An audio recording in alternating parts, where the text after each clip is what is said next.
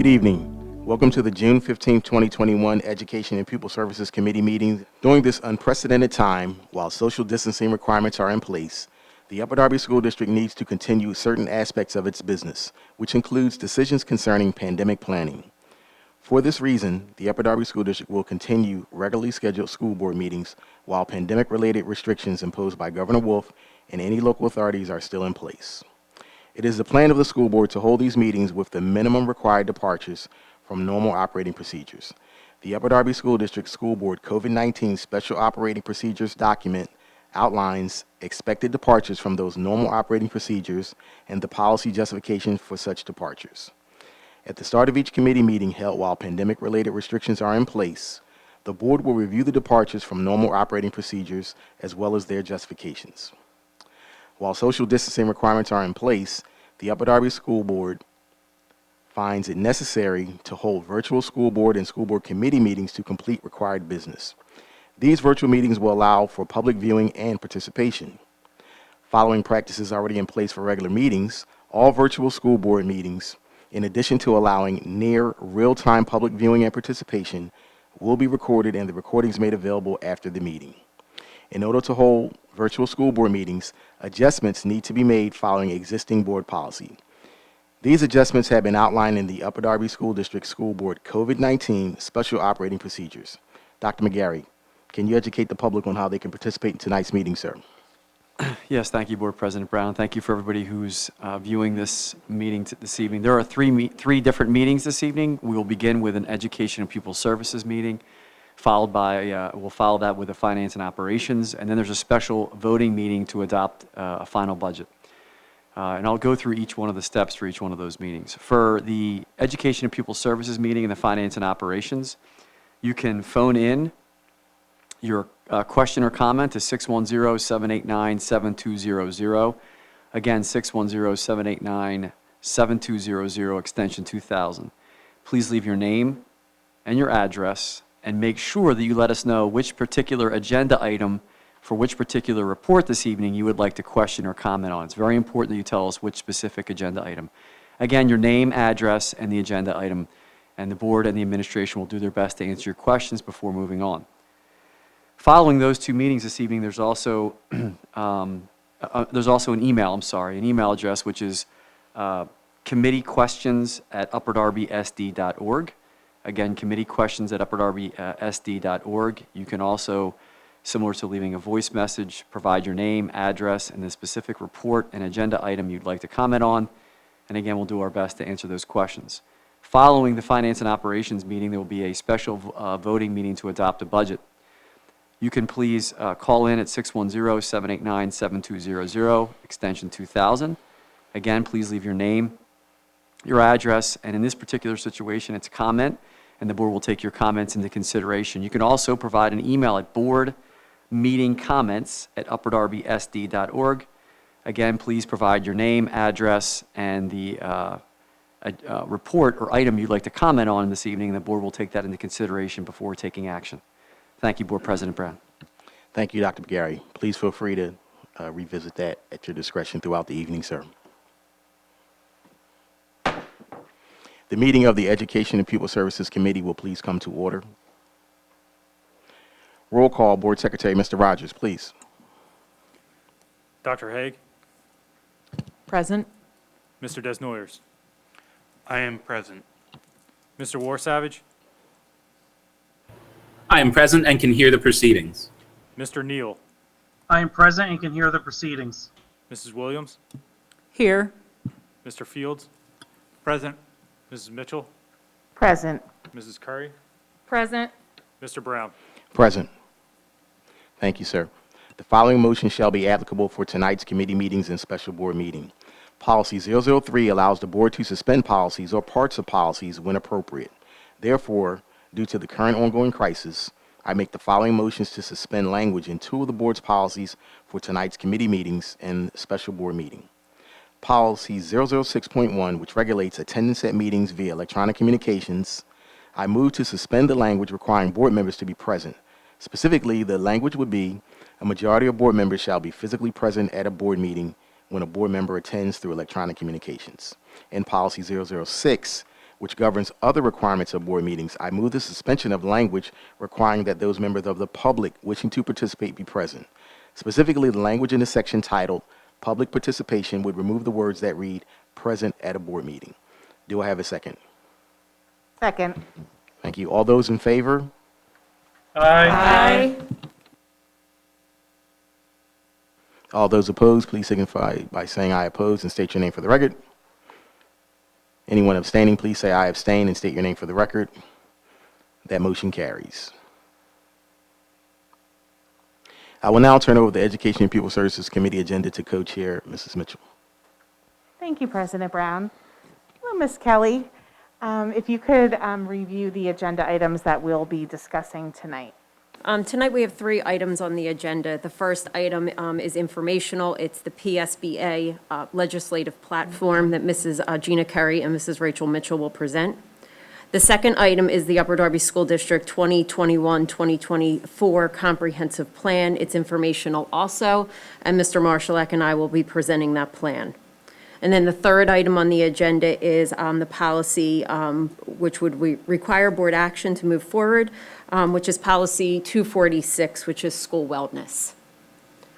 Thank you, Mrs. Kelly. And I guess we'll proceed with the first agenda item, which is the Pennsylvania School Boards Association platform submission discussion.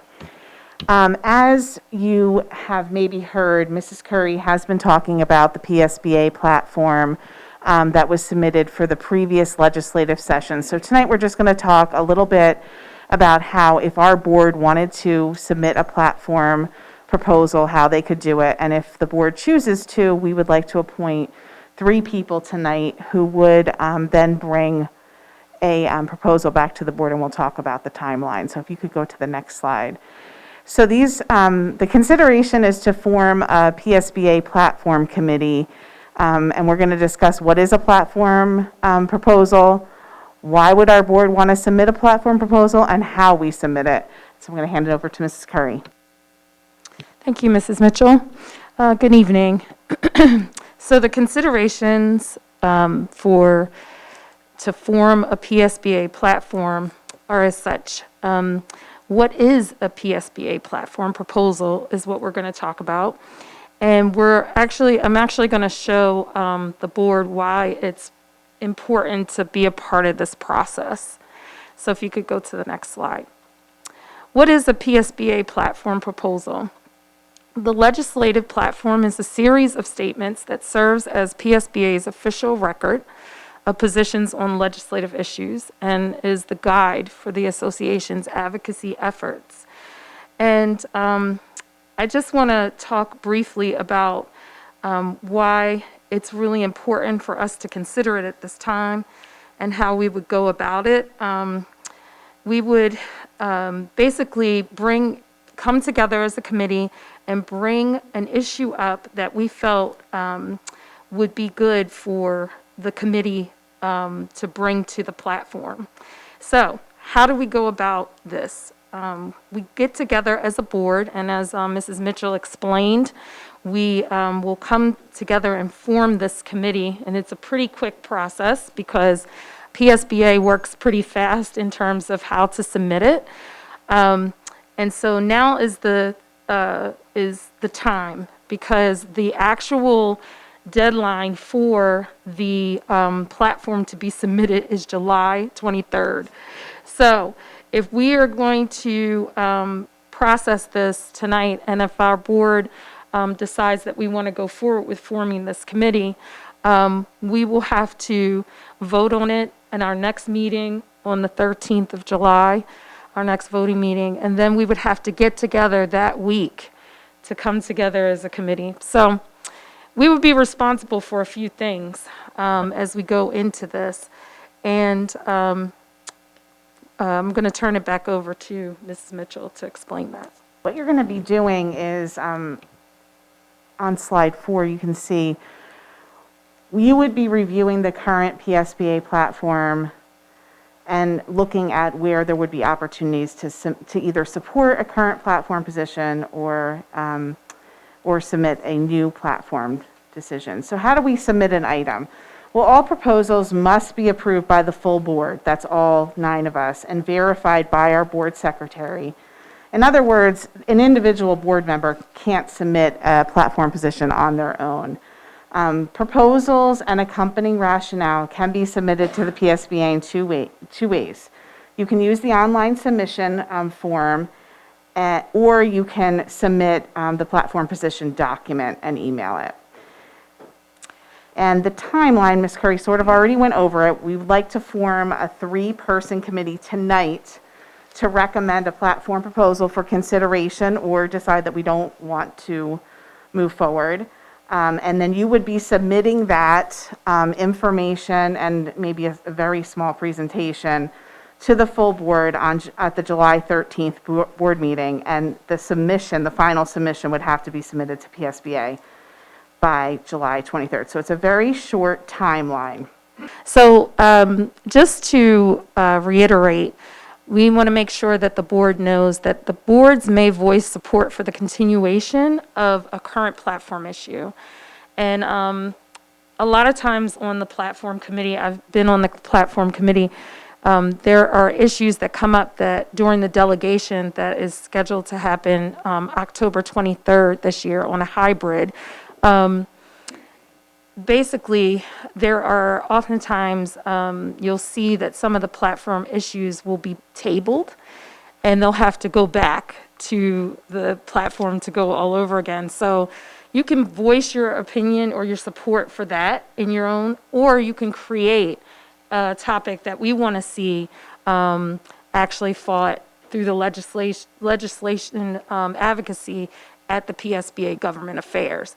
And so that's why it's really important for us, I feel, in Upper Darby to get involved.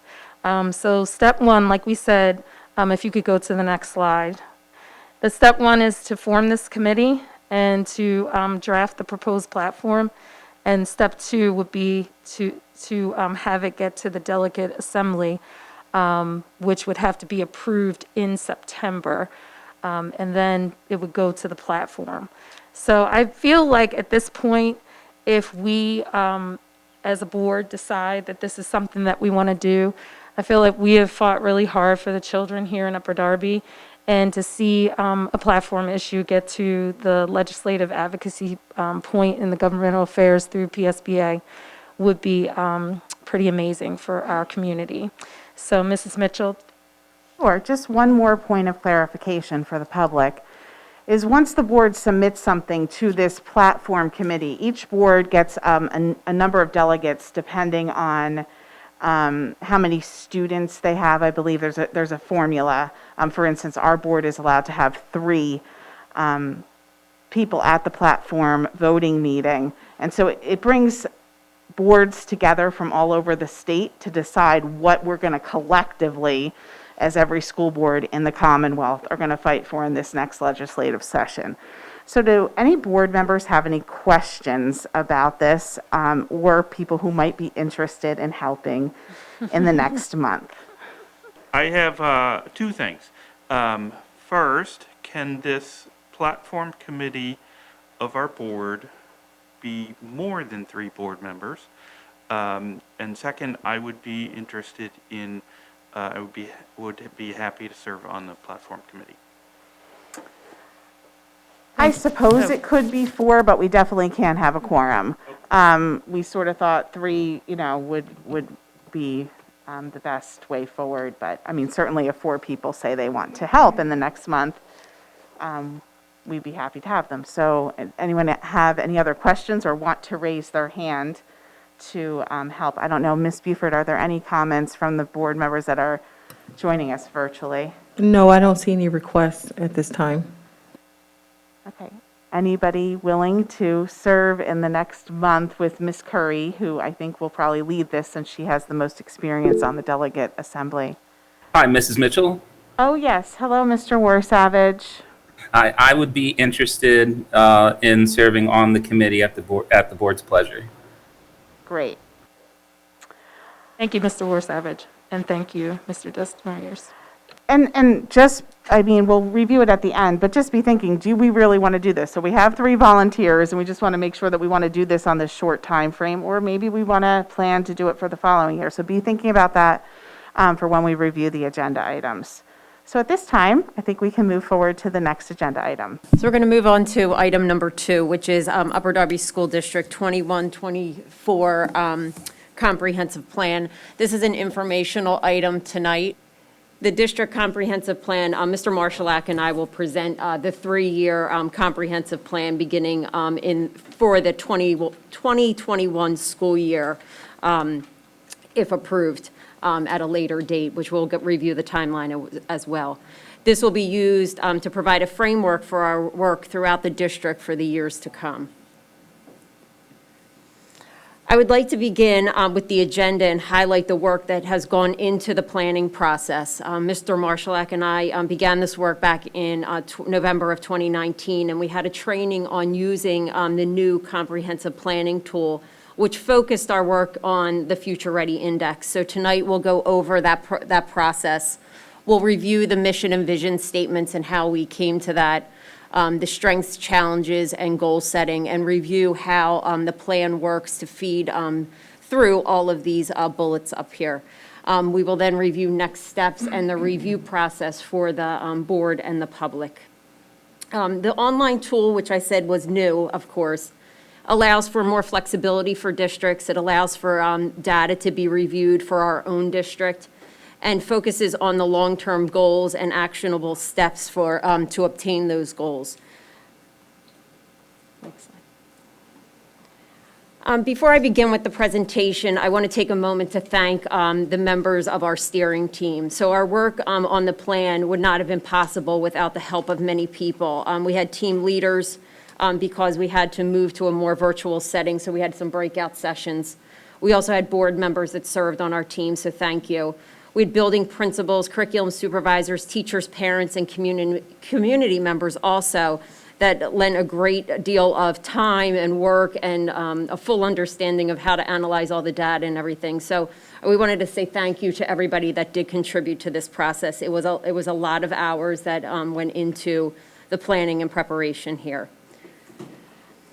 I now want to shift to the process and the timeline that we did use for this. So again, our work began back in January of 2020, where we started with bi-weekly meetings with our entire planning team.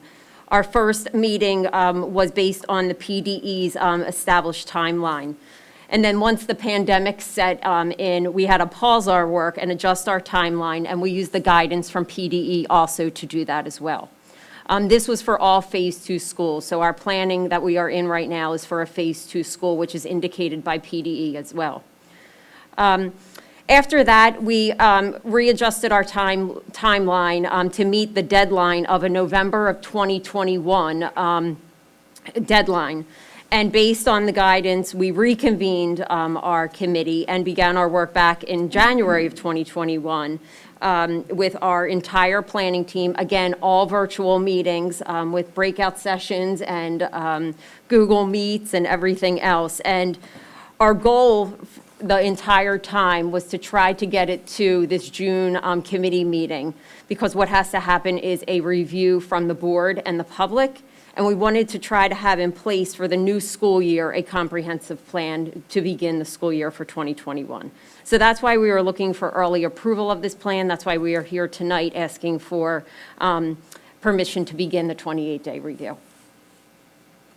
So at this point, I'm going to turn it over to Mr. Marshallak, who's going to review the mission and the vision statements. So one of the first components of the planning process was developing a mission statement and a vision statement to guide the work that the comprehensive planning team was going to do as they work through the data and develop the action plans. At the same time, before the pandemic, Dr. McGarry, myself, Dr. Council, we go to Penn for our professional developments. At the time it was once a month. And one of the presentations was on something called Portrait of a Graduate.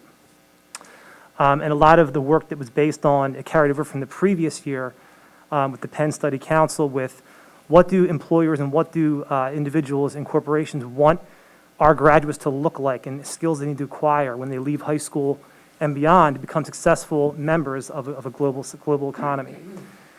And it's not to say that math and reading and science were not important factors, but they named these types of competencies and 21st century skills that they believed was very important for graduates to have leaving high school and beyond. So one of the first exercises we did, and when developing our mission statement, was going through that activity, with our comprehensive planning team. They were provided a list of a number of competencies that they were going to go through, talk about, and in their small groups with their team leader, they had to identify specific characteristics or attributes that they believe was important for our high school graduates to have when they leave our high school. So with that, the next step was, Christine and I went through and we, kind of collected all the data and we selected the most common attributes or competencies that were selected by the independent groups or the groups. And you can see threaded through our mission statement, highlighted in yellow or gold, are the competencies that were picked by our comprehensive planning team. Now, the goal or the purpose of the mission statement is to help keep the LEA focused on the efforts, on their targets they're going to set through the comprehensive planning process. This would be the how-to, if you would, for the organization. And I won't read it to you. You can take a minute to read it to yourself. But again, this is what the team decided and landed on as part of this process. And again, I'll point out again that the words that were selected from the Portrait of a Graduate were the words that were highlighted in the gold letters. Next slide. So the next piece of this was the vision statement. And again, the purpose of the vision statement, as described by the tool, was that it was to articulate the ideal state that the organization wants to achieve. It's the future of the organization. Where do we want to go? So it's not so much the how-to, but it's how do we get? It's where do we go? Where do we want to end up? Coupled with that, we have our very important tagline that you hear threaded through everything we do here in Upper Darby School District. Most recently, one of our graduates threaded those opportunity union excellence through his speech last Friday. So we felt like it was a very important part of our district to maintain and somehow thread through and make part of our vision statement.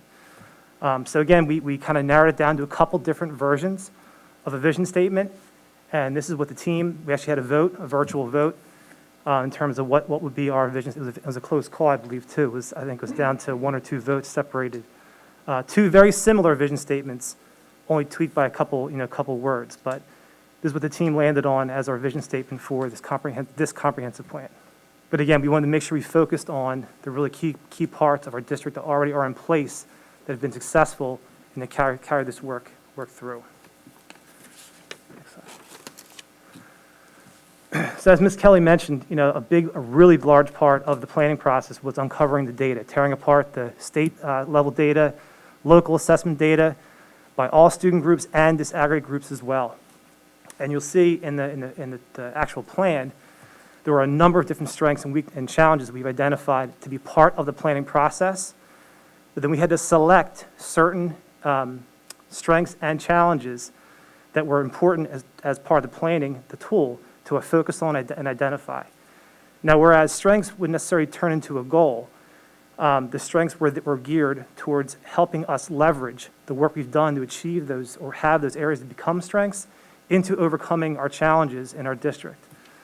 You can see there were 12 strengths identified, but we focused on 4 that we made comments on in the plan that we felt were very important. I'm sure, we've all heard, the public and the board have heard over a number of different presentations, the growth in this district is a strong point with our student growth, with PVOS and how students go from point A to point B. So we believe that part of the reason why that is a strength of ours is because of the instructional strategies and the interventions and the frameworks we have in place to make sure that we are focusing in on providing supports to students to achieve that growth over a period of time. And you'll see as we go through our action steps and our strategies where the strengths come into play with overcoming or planning for our challenges. Next slide. Another area of strength is our internal mechanisms for processing, budgeting, resources, and how the business office, Mr. Rogers, works with other offices in the curriculum instruction office or in the student service office to provide appropriate supports in a very fiscally responsible way, but also providing the proper support to our students when those supports are needed. So we felt like that was a point of pride of our district, that we are very focused on working together to make sure that student achievement is a focus of what we do each and every single day. Another point of pride that we wanted to make sure we didn't lose sight of was the industry-based learning indicator with Upper Darby High School.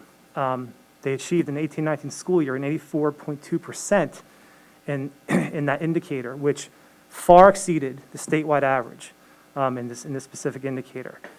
And again, this speaks to one of the goals which you'll hear about with our graduation rate and graduation pathways, providing students opportunities to achieve or go down their pathway to graduate high school and also meet Act 158 requirements for graduating high school. So we feel like this is an important strength to highlight and then capitalize on in the rest of our plan.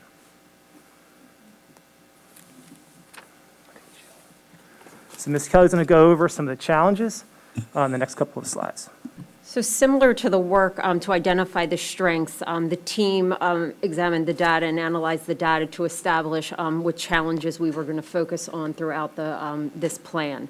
We analyzed the 18-19 data and local data because, of course, there was no data released for the 2019-2020 school year. So as people are looking at why, or questioning why we use this data, that is the reason why. That was under the guidance of PDE also. The plan allowed districts to concentrate on identifying 4 challenges to guide the work. So it allows districts to really concentrate on specific areas and not go too broad in how many goals or how many challenges we were going to establish. So the focus, it really narrowed the focus, this plan. Our first challenge that we identified was on the student achievement side, where in ELA, where we have no schools meeting or exceeding the statewide average in English language arts. Remember, when we're talking about student growth, which is PVOTS, it's different than our achievement data, which is indicated by PSSAs. So that was our first area, or that was our first challenge that we identified as a team, that none of our schools were meeting or exceeding the statewide average in ELA. The second challenge that we focused on, very similar to the first, was in the area of mathematics. Here, the all-student group did not meet or exceed the interim target in 12 out of the 13 schools. So we were falling short of the statewide average there also for the PSSAs.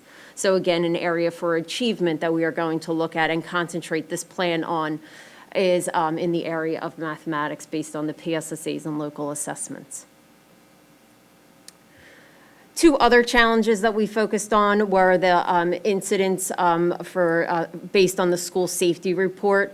So that was one of the other pieces of the Future Ready Index that we were able to use as a data source. And through that data source, we were interested in looking at the infractions that were happening during the 18-19 school year as well. And then the last piece is the graduation cohort, or the 4-year graduation cohort that is not meeting or not meeting the interim goal or the improvement target. So that was our 4th challenge. So again, we were able to look at 4 challenges and really dig deep into these 4 challenges and how we are going to support them through the plan. Mr. Marshallak is now going to focus on how do these challenges feed into the goal setting and how do they become part of the work that we have to do for the next 3 years. The real meat of the plan that took after the data review and pulling apart the data was developing the goals, developing the action steps and action plans to align with that goal. This is where the planning process, varied, greatly from the previous planning process a number of years ago. So the first part is, when the 4 identified challenges that Ms. Kelly just explained, that was the maximum number of challenges we could select to be priorities in the plan. So we couldn't go beyond the 4 challenges to create additional action plans. They have to be relevant and be based upon the four priority challenges. And the goals were developed based upon the challenges. So each challenge had to develop a priority statement. And then with the priority statement, you were able to develop 1 to 2 measurable, or they call them SMART goals, specific, manageable, or meaningful, attainable, relevant, and time sensitive. So no more than 2 goals per priority statement per challenge. So we had 4 challenges and no more than 2 goals per challenge, I guess in simple math. So the first step, and again, then that rolled into the action plans as well, which we'll talk about in a minute. So the first priority statement, and this is where we brought in information and the key parts of our former plan into this plan. What you see up there under goal setting is one of the former strategies that was listed or detailed in the former comprehensive planning process, and also is one of Dr. McGarry's goals that he had mentioned in his December, or in one of the previous superintendent reports this past winter.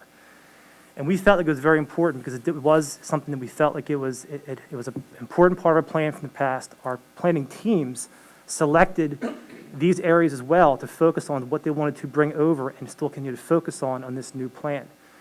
So the first one, again, and you are familiar with this as well, so I won't read the entire priority statement, but again, it talks about reducing barriers and preparing students to become prepared to graduate high school and become college and or career ready, and increase student achievement. So this first area is the ELA challenge. And the 2 goals that we developed based on that priority statement, that's based on the ELA challenge with student achievement, will be to increase professional development with our K-2 population of teachers, with the AIM, our Pathways to Proficient Reading through the AIM Institute, for our youngest readers. We felt that was a very important piece to focus on as a foundational block for our district. Moving down the line, the next area was a student achievement goal, which we believe to improve student achievement in English language arts as a result of state testing. And again, this would have been increasing number of schools that were meeting the interim target over a 3-year period, which I forgot to mention, I apologize, that each goal had to have a 3-year time frame of implementation. So the goals are broken up over 3 years, where in year 3 is when you are going to achieve the goal you set out to, that you set and at the onset of the planning process. So again, professional development was a key part, getting as many teachers as we can over the course of 3 years exposed to and involved in this professional development with our K-2 youngest readers. Additionally, to improve student achievement in ELA, that will hopefully come as a result of that work and as a result of everything else you'll see later in the planning action steps, to improve the number of schools who are hitting that interim target over the course of 3 years. The next goal, or the next priority statement, again, very similar, talked about removing barriers to address or to improve student achievement and preparing students become prepared to graduate high school and beyond.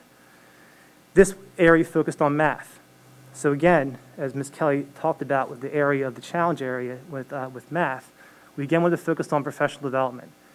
Another area was important across our K-12 classrooms, with improvement in professional development in the area of math and the conceptual understanding of how to teach math so our students can better understand and better process through how to do it. Removing the algorithm, removing all the little tricks and trades to learn how to do math, but really have an understanding of how to teach math and learn math in the classroom.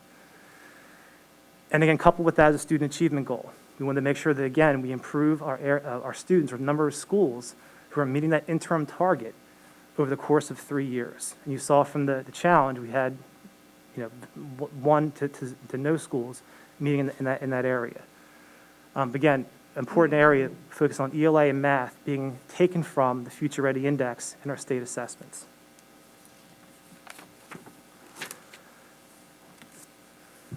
So looking at graduation rate, which we heard as another relevant or a related area or challenge area. And again, very similar priority statement, keeping with the theme of reducing barriers, prepare students to graduate high school. We wanted to focus on our graduation rate. And in this goal, we wanted to surpass the statewide average and the statewide goal by year 3 to get to 95% at the end of year 3 in our 4-year cohort. We also want to have 100% of our schools meeting the career readiness indicator, meaning that all of our students are, over the course of their career in Upper Darby, learning and being exposed to careers college and education workforce standards, and they're maintaining, keeping up with the artifact collection to prove and to learn and demonstrate their learning in that area to prepare them to meet that graduation goal that we have set. This now switches gears a little bit to the other part of the comprehensive plan that we pulled over from the previous planning process. And again, establishing a district system that fully ensures that each member of the district community promotes, enhances, and sustains a shared vision of positive school climate and ensures family and community support of student participation in the learning process. So the two areas here we're going to address, the two challenges, were captured under the incidents of behavior in our schools to reduce those behaviors, and also for our buildings to all have a leadership team and a team in each building. They'll be in charge of building capacity in the area of trauma-informed education, and also the restorative practices work that we've done, and the social and emotional learning that will be taking place over the next couple of years. And again, both of these goal areas were taken from the two challenges that we've identified in the previous planning part. So Ms. Kelly's going to go through the action steps or action plans in the next couple of slides. And just to kind of give you like a preview, which I did not mention in the first slide, these are all now based on the goals that we have selected and created. The next step in the planning process was identifying evidence-based strategies that are aligned to the ESSA tiers of evidence-based. We have to select those to start the planning process of the action plans. And Ms. Kelly will go through that in the next couple of slides. So a positive to using the new tool has been that each section feeds the next section. And this is the go part of the plan where we're actually able to get some of the work done that has to reach the goals that we've established. So the goals, like Ed said, are the nicknames for the goals, which we also had to identify, are in the gold at the top of each piece. And underneath that, like Mr. Marshallak said as well, are the evidence-based strategies to reach each of those goal areas. Again, these evidence-based strategies and interventions and activities are recommended by PDE and suggested by in ESSA as outcomes for best practices. You will notice that when you review the full plan that will be available online tonight, it's already in board docs, but will also be available on our district website after tonight's presentation. The action steps drive our professional development plan as well. And they consist of the timeline for implementation, and you'll see this all in the plan. You'll see the person that's going to be responsible or the office responsible, any budget implications when putting these pieces into play. And this is all going to be used as we go forward with our own professional development plan for the 21-22 school year and beyond. Usually in July and during the committee meeting, we will present the calendar, and that calendar has been used to look at this so that they're talking to each other, both pieces.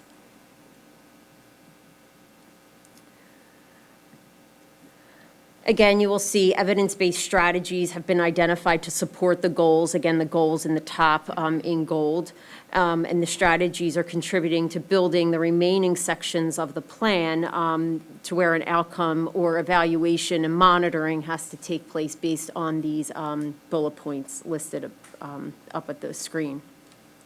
I would like to highlight an example of this and how it builds into the other sections. So if you examine the first bullet under the positive school, community, and climate, positive behavioral interventions and supports, so PBIS, we know that language already, but this is an action step for us in that, or when you're reviewing the plan, you'll see it listed as an action step, and the action step is to refine and continue to establish the PBIS framework in all of our schools. So each of these bullet points would have an action step, at least one, that would support the work that we are going to do. And that's how the plan feeds into each other. There was a lot to put on slides, so we kept the bullets there to remind people of how we were going to reach those goals. But then inside the plan itself, as you're reviewing online, you will see everything spelled out.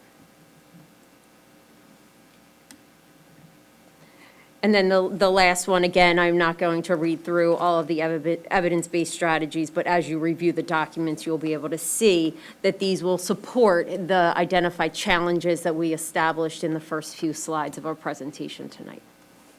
So the action plans, again, these would be the steps to reach those goals, but are set for 3 years, and I think Mr. Marshallak did mention this. And the district will have to monitor how the plan for reaching these goals, which is part of the new tool. But it also allows us to make some notes, to make revisions if we have to, but we can't change the action plan. So we can put a sentence in there, we can make notes that, you know, in trying to reach this goal, we had to change something that we were doing. So although it looks like we're set to using these pieces, we can make notes and keep monitoring how we feel the district is progressing on this. I'm going to turn it back over to Mr. Marshallak to discuss the other plans that are embedded in this new tool, and then finish up with the next steps. And just to, as a point of clarity, when we mentioned the word ESSA, that's new, not new anymore, but it's the legislation after No Child Left Behind, the Every Student Succeed Act. Pennsylvania has taken a couple of years to catch up with this planning tool, to catch up with the ESSA standards. We talked about evidence-based practices. That was a new, a term under ESSA, where before it was research-based programs or interventions. There's a heavy emphasis under ESSA and in this planning tool to identify and use evidence-based strategies. In fact, it was impressed upon us that you have to use them.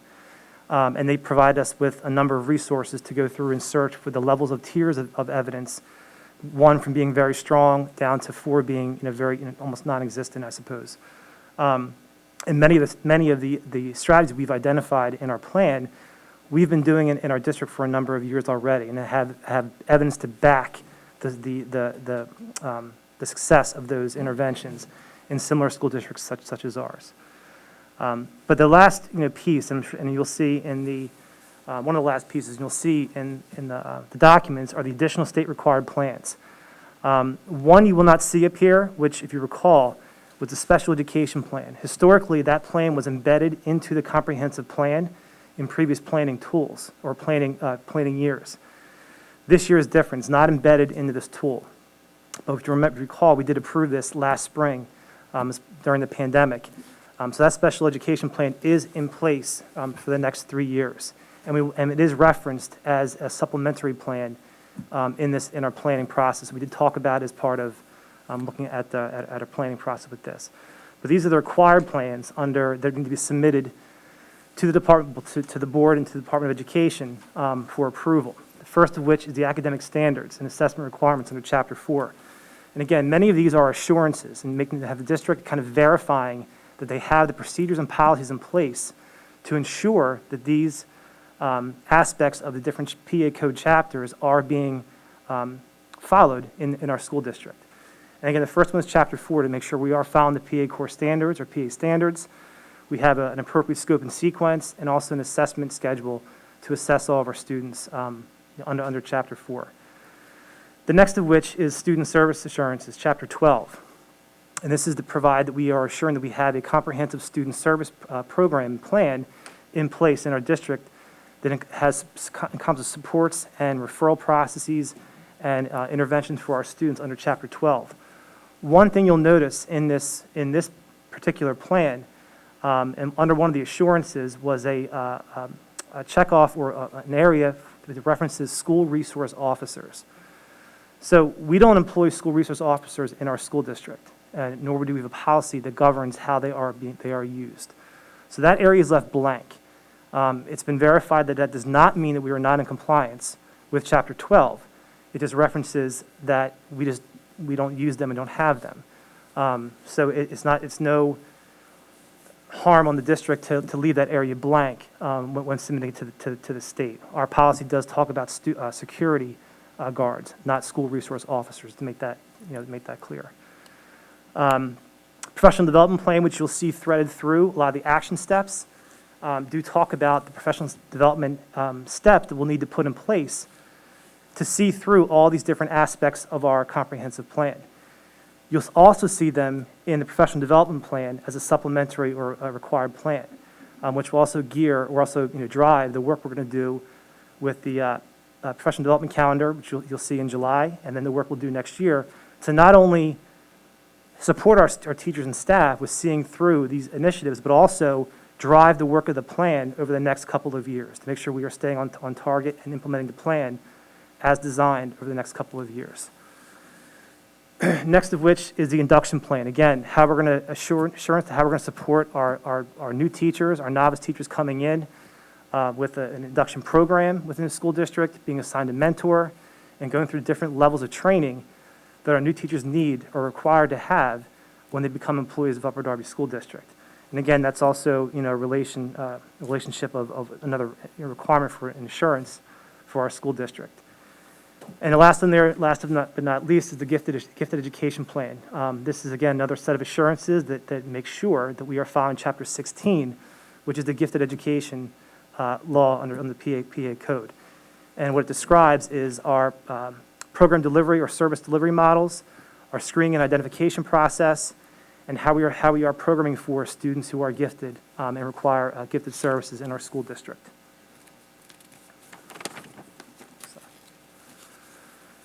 So the next steps, and as Ms. Kelly mentioned, one of the features of this planning tool, and we just had a conversation not too long ago with the lead from the state who's been supporting us along the way, is that whenever we want to adjust a part of the plan, or we want to reflect on the plan, or for example, a new initiative comes up that we think is important, and we want to incorporate it as part of the plan, there is an area or a section of the comprehensive planning tool that allows teams to go back in and monitor progress over time.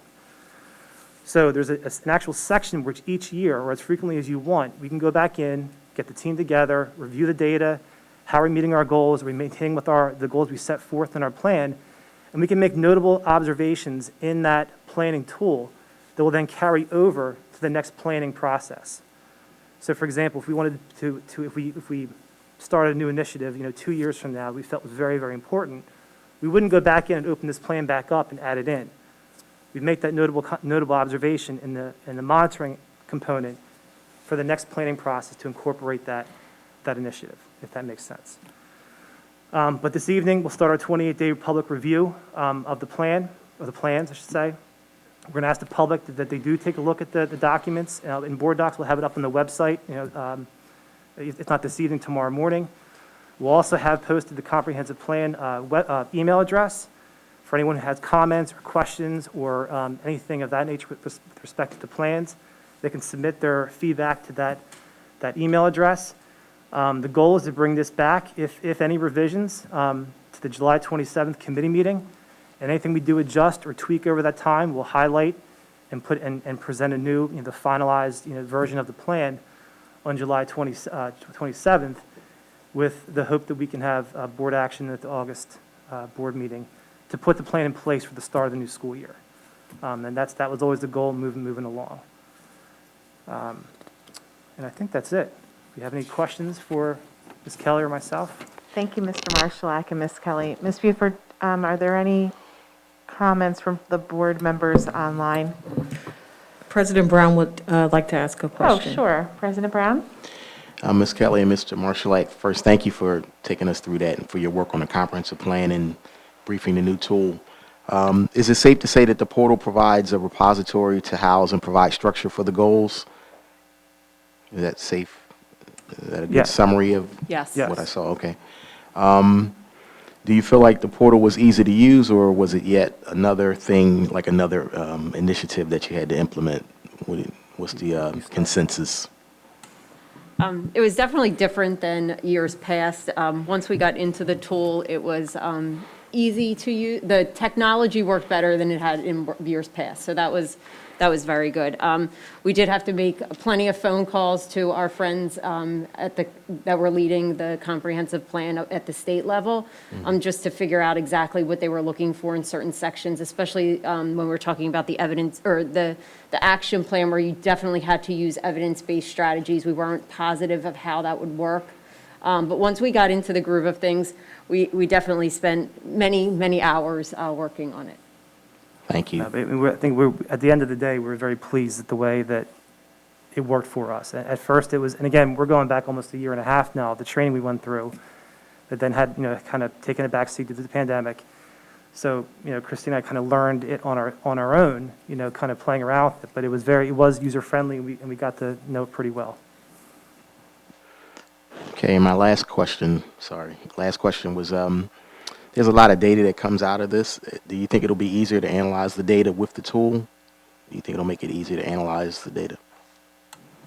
Yes, absolutely. The format of this does make it a lot easier than in years past. So we're hoping that, they don't make significant changes to the tool once again, but right now it is easy to use, it's easy to analyze, it's easy to go back in and update things or monitor them and put comments in, which I think the tool before that was a little bit more cumbersome.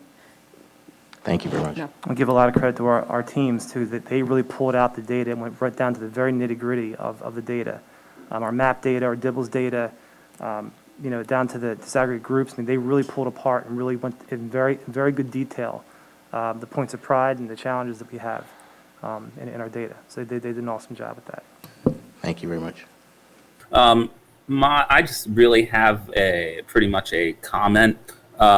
I just want to thank the administration and the teams responsible for the culmination of this project. This was actually one of the things that I was really super excited seeing come to fruition ultimately when I was first elected to the board a year and a half ago. Seems like forever ago at this point, because we've all been through so much together and have come through and persevered.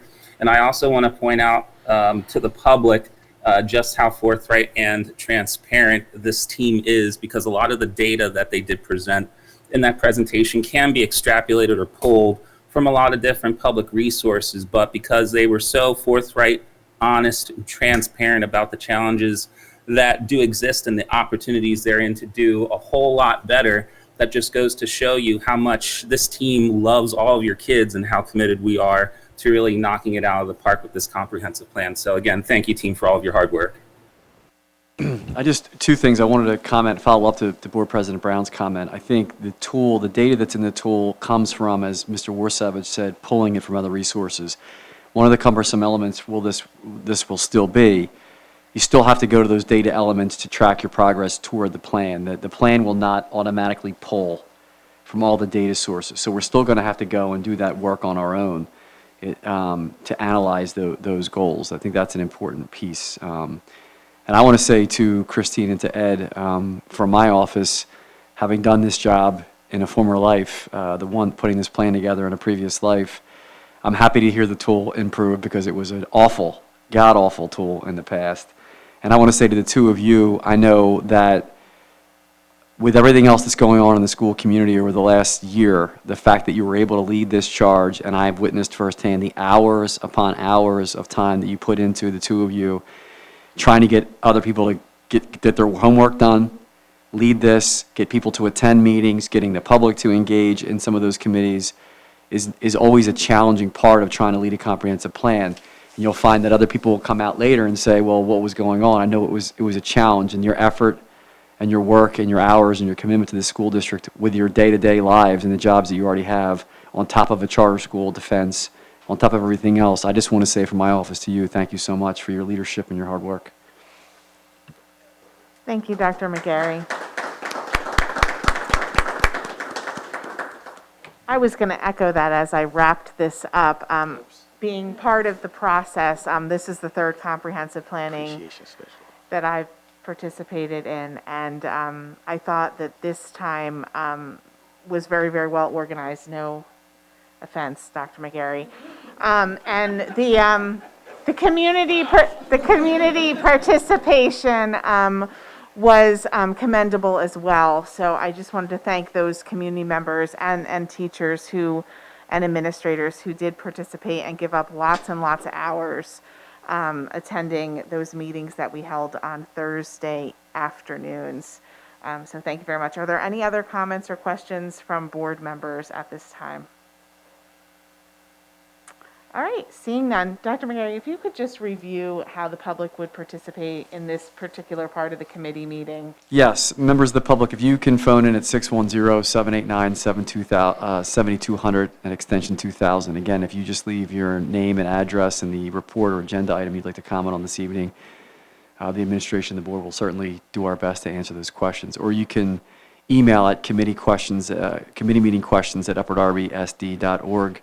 And again, please leave your name, address, and the specific agenda item you'd like to question or comment on, and we'll do our best to supply a reasonable answer. Thank you. Thank you, Dr. McGarry. In this next section, we're going to go over policies, and there's just one policy on our agenda, which is policy 246. And I'm going to turn that over to Mr. Desnoyers. Thank you, Ms. Mitchell. So as Ms. Mitchell indicated, there is only one policy with changes under consideration at this meeting. That policy is policy 246, school wellness, and there's only one change in that policy, and this change came as a request from the administration that due to the changes to the high school schedule that came about as part of the high school schedule scheduling project, the administration is requesting that the minimum time for lunch be reduced to 10 minutes. So this is accommodated in the new high school schedule as presented in previous meetings, and I would like to remind those participating in this meeting and the public and parents and so forth more broadly that a minimum time for lunch does not mean that that is the time that will be implemented. This policy allows for longer lunch periods to be implemented as administration sees fit. So with board approval tonight, this will be voted on at the July board meeting and go into effect. If anyone has any questions, I'd be happy to take them. Thank you. Are there any comments or questions on this agenda item for school wellness, the change in the school wellness policy? Do we have any public comments tonight on our agenda items or questions, Ms. Buford?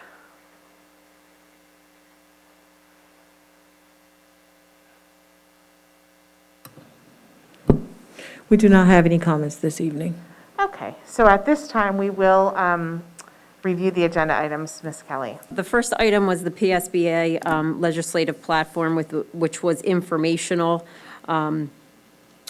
The second item was the Upper Darby School District Comprehensive Plan, which was also informational. And then the third item was the policy, which was 246, school wellness, which will need to move forward for July board vote. Okay, so I think we all agreed that the three board members who are willing to participate on the PSBA Platform Committee, everyone's comfortable with them being a presentation on July 13th, or a short presentation, potentially to vote on July 13th. Yes. Yes. Yes. Yes. Okay, great. And then agenda item number 2, the comprehensive plan is informational, be posted for 28 days on the district website. Will there be communication going out to the public about that posting? We can do that. Yep. All right, great. So that was just informational. And policy 246, are we ready to move that forward to the board meeting for a vote? Yes. Yes. Okay, great. Well, our next meeting is on July 27th of the Education and Pupil Services, and I'm going to turn this back over to President Brown to adjourn the meeting. A motion is in order for the adjournment of the Education and Pupil Services Committee meeting. So moved. All in favor? Aye. Aye. All right, meeting adjourned.